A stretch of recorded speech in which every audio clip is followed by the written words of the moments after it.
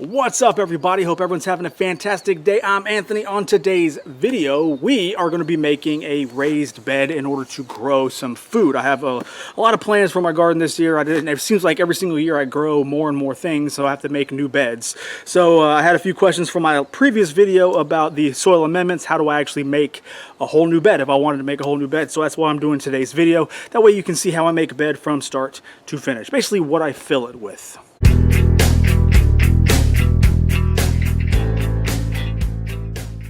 I'm going to show you how I fill my raised bed and how I make good quality soil, okay? A lot of times people are going to bring in a whole bunch of bagged dirt, and that's fine. You can absolutely do so, but that stuff gets pretty expensive, and I can only afford a few bags of the things that you might buy. And I want to make sure I fill it in with a whole bunch of other good stuff that I have around my property so I can cut the amount of bags I need to buy, but also make sure that I'm feeding my plants as much as possible. Because remember, if you want to have good quality plants, you need to have good quality soil. So I'm a big fan of the lasagna method. You will see what I'm talking about here in a second, but it's basically where you layer a bunch of stuff on top of each other, and over time they'll meld together. The bugs, the worms, and everything's going to get to it to help you and help your plants be able to eat basically whatever it needs for years to come. So with all that being said, let's get over to the raised bed and I'm going to show you what I fill it with. Alright, so to build this bed I got 2x8s, one is an 8-footer and two 10-footers. So basically I cut the 8-footer in half and now I have a 4x10 bed, and I put the corners together with these little brackets here. There's a reason why I use these brackets, because when I used to use 4x4s and screw the boards to the 4x4, the water would sit on top of that 4x4 and slowly rot it away. So that'd be the first weak point of it to where the bed would fall apart. And then if I tried to screw just the corners together, then the same thing would happen. So if I put a bracket on the outside, it would last longer. And so far, the other beds that I've done that for have lasted a lot longer. So here's the bed after I made the fire in the middle of it. And then here's the bed now as we start the video. All right, so the first thing that I do when I'm making a bed is I like to take, you see right here, I put a whole bunch of sticks, leaves, whatever, and I set them on fire. Basically because I want to get that wood ash down here, the hardwood ash, because that's going to help you base out your soil. I live in a naturally acidic climate where my ground is naturally acidic, so I need to base it out. So in order to get that, I either need to incorporate lime or hardwood ash, so I stick with hardwood ash. That's why you see I made a fire in here before I even built the bed. Then I built the bed, and as you see here, all I do is take a shovel and flip the dirt, all right? Take one scoop out and flip it. That way I can basically kill all the grass that's on top.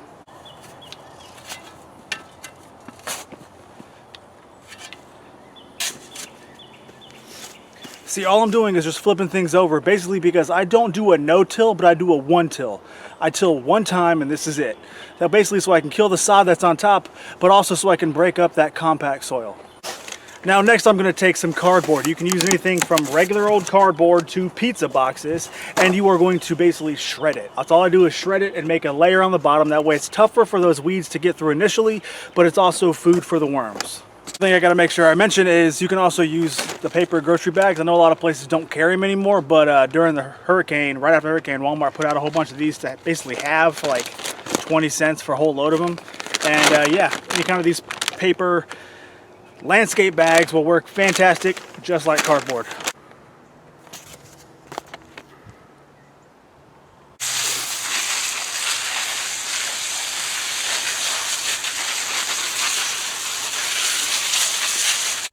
And as you see here, I like to add a little layer of cardboard between the wood and the soil as a little layer of protection because it is treated wood. Alrighty, so next is going to be half-finished compost. Now, if this is chicken manure or anything that's kind of hot, then I would definitely make sure you fully compost it. But since this is rabbit manure and straw, it can go right in, no problem. So that's what I'm going to do. I'm going to go ahead and toss this in. It's been sitting for about a month in a pile. It looks like it's broken down somewhat nicely. So yeah, we're just going to throw it in there on the layer right above that cardboard.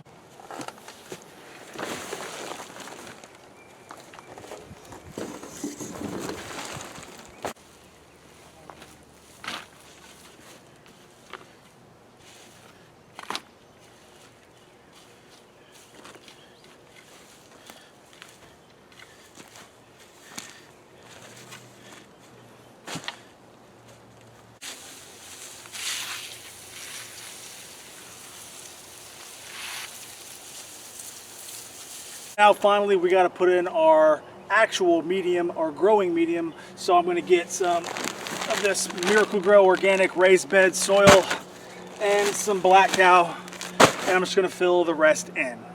And if you have any issues with me using Miracle Grow because it's a crap brand, go find something else at the store that you can find for a relatively cheap price. This is a filler. The bulk of my nutrition is coming from my compost.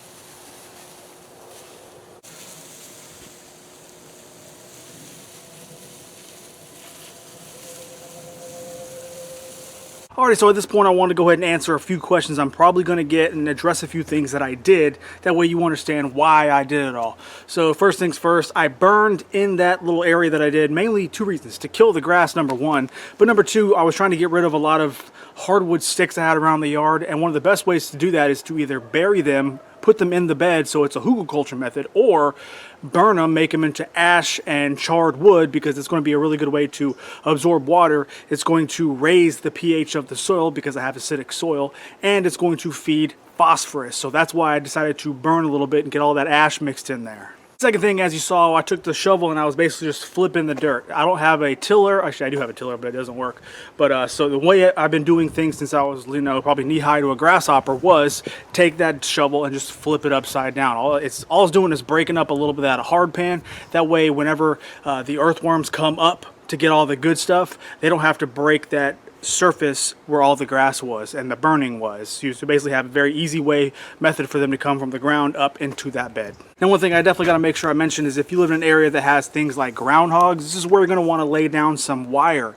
If you lay down some wire, then you're not going to have to worry about groundhogs burrowing under your raised bed and pulling things down, because yes, it's just like the cartoons. They will absolutely take a lettuce, a carrot, whatever, and all of a sudden you can watch it literally sink down into the ground. So if you put wire down, you won't have to worry about the groundhog problem. Now, one of the cardboard thing, yes, I don't like to use cardboard that's got a lot of like colorful graphics on there, mainly because it's harder for worms to break down. Because the whole reason I'm using cardboard in the first place is A, I'm using it to try to smother out maybe some grass or weeds that might try to grow through, but it's also food. Okay, worms love to have some kind of good quality food, and cardboard is one of their favorite things to eat. So if you go ahead and shred up a whole bunch of cardboard, the ground that you may have broken just from flipping the spade, using the soil, the worms that are in the ground are going to come up, and the first thing they're going to see is cardboard, which means they're going to be encouraged to come up there more, because worms love eating cardboard. And worm castings are probably some of the best food for beginning plants. So if you can encourage as much worm activity as possible, you need to do so. So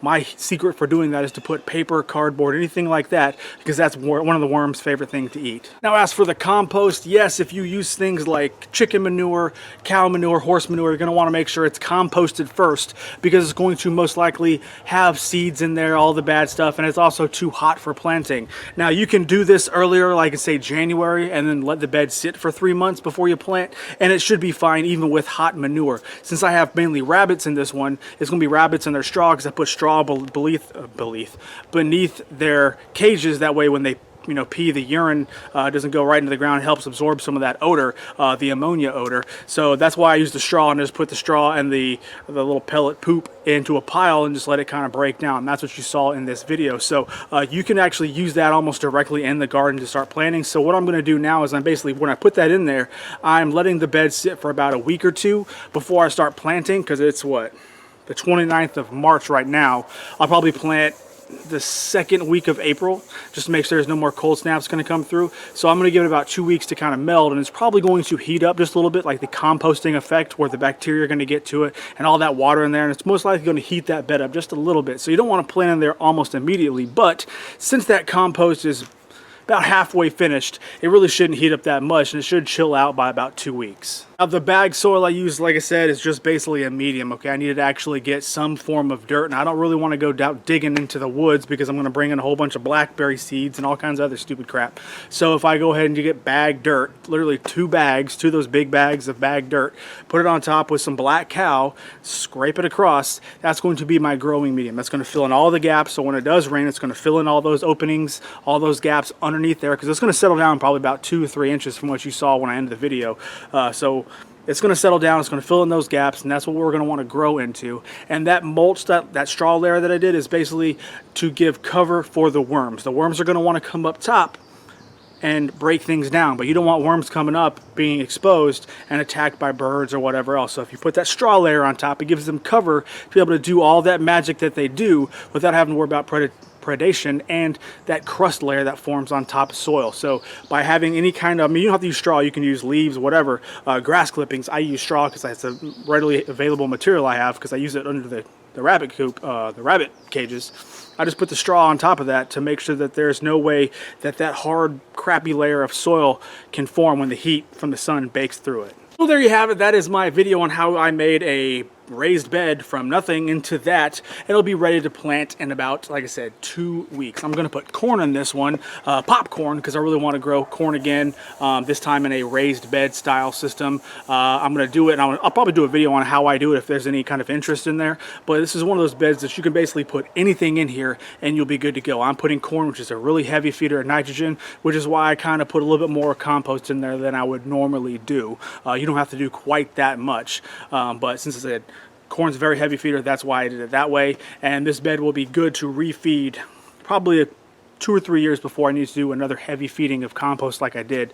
But I do heavy planting every single year, so if my personal philosophy is more is always better, but you don't want to plant in just pure compost because it's going to be very hard to get small things started because it's almost too much of a good thing. So that's why I did what I did, and I had that layer of just the regular old garden soil, raised bed soil from the bag dirt, whatever.